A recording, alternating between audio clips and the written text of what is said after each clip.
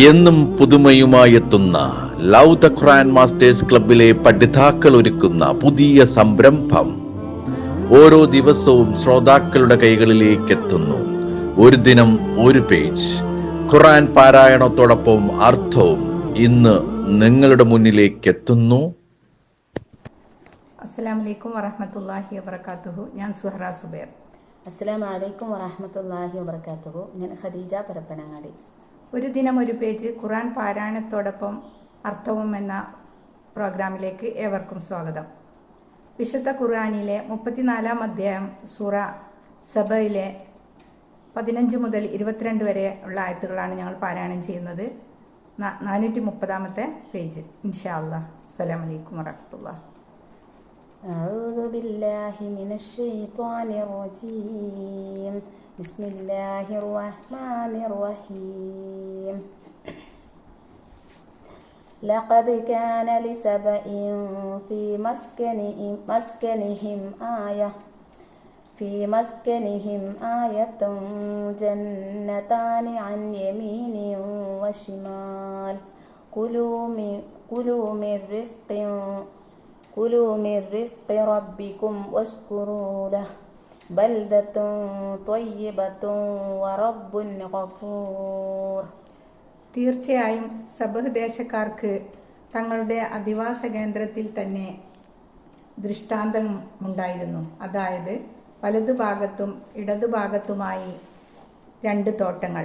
അവരോട് പറയപ്പെട്ടു, നിങ്ങളുടെ രക്ഷിതാവ് തന്ന ഉപജീവനത്തിൽ നിന്ന് നിങ്ങൾ ഭക്ഷിക്കുകയും അവനോട് നിങ്ങൾ നന്ദി കാണിക്കുകയും ചെയ്യുക. നല്ലൊരു രാജ്യവും ഏറെ പൊറുക്കുന്ന രക്ഷിതാവും. فأعرضوا فأرسلنا عليهم سيل العرم وبدلناهم بجنتيهم جنتين ذواتي أكل خمط وأثل وشيء من سدر قليل. എന്നാൽ അവർ പിന്തിരിഞ്ഞു കളഞ്ഞു. അപ്പോൾ അണക്കെട്ടിൽ നിന്നുള്ള ജലപ്രവാഹത്തെ അവരുടെ നേരെ നാം അയച്ചു. അവരുടെ ആ 2 തോട്ടങ്ങൾക്ക് പകരം കയ്പുള്ള കായ്ക്കനികളും കാറ്റാടി മരവും അല്പം ചില വാഗമരങ്ങളും ഉള്ള 2 തോട്ടങ്ങൾ നാം അവർക്ക് നൽകുകയും ചെയ്തു. ذلك جزيناهم بما كفروا وهل نجازي إلا الكفور. അവർ നന്ദികേട് കാണിച്ചതിന് നാം അവർക്ക് പ്രതിഫലമായി നൽകിയതാണത്.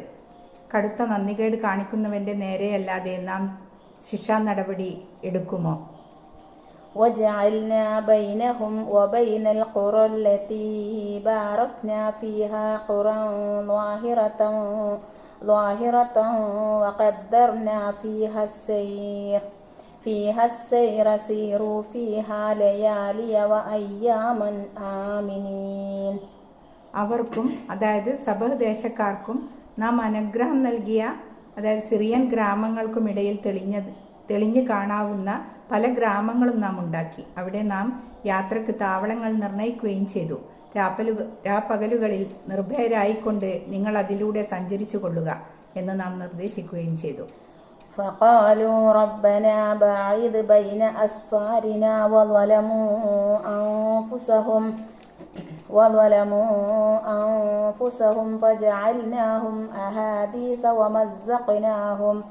ومزقناهم كل ممزق إن في ذلك لآيات لكل صبار شكور. അപ്പോൾ അവർ പറഞ്ഞു, ഞങ്ങളുടെ രക്ഷിതാവേ, ഞങ്ങളുടെ യാത്രാ താവളങ്ങൾക്കിടയിൽ നീ അകലമുണ്ടാക്കണമേ. അങ്ങനെ തങ്ങൾക്ക് തന്നെ അവർ ദ്രോഹം വരുത്തിവെച്ചു. അപ്പോൾ നാം അവരെ കഥാവശേഷമാക്കി കളഞ്ഞു. അവരെ നാം സർവത്ര ഛിന്നഭിന്നമാക്കി. ക്ഷമാശീലനും നന്ദിയുള്ളവനുമായ ഏതൊരാൾക്കും തീർച്ചയായും അതിൽ ദൃഷ്ടാന്തങ്ങളുണ്ട്.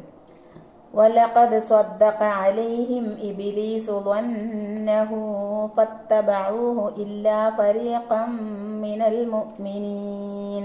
തീർച്ചയായും തൻ്റെ ധാരണ ശരിയാണെന്ന് ഇബ്ലീസ് അവരിൽ തെളിയിച്ചു. അങ്ങനെ അവർ അവനെ പിന്തുടർന്നു, ഒരു സംഘം സത്യവിശ്വാസികൾ ഒഴികെ.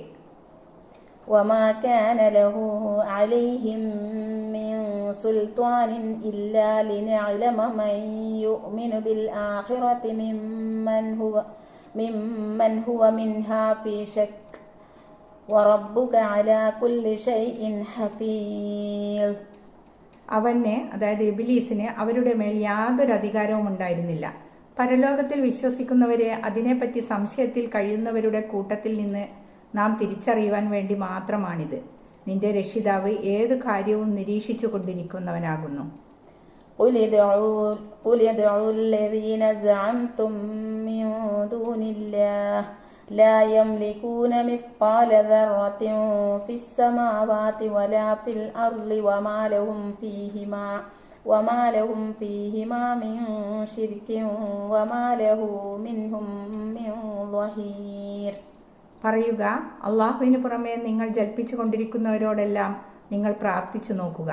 ആകാശത്തിലാകട്ടെ ഭൂമിയിലാകട്ടെ ഒരു അണുവിൻ്റെ തൂക്കം പോലും അവർ ഉടമപ്പെടുത്തുന്നില്ല. അവ രണ്ടിലും അവർക്ക് യാതൊരു പങ്കുമില്ല. അവരുടെ കൂട്ടത്തിൽ അവന് സഹായിയായി ആരുമില്ല. അസ്സലാമു അലൈക്കും വറഹ്മത്തുള്ളാഹി വബറകാതുഹു.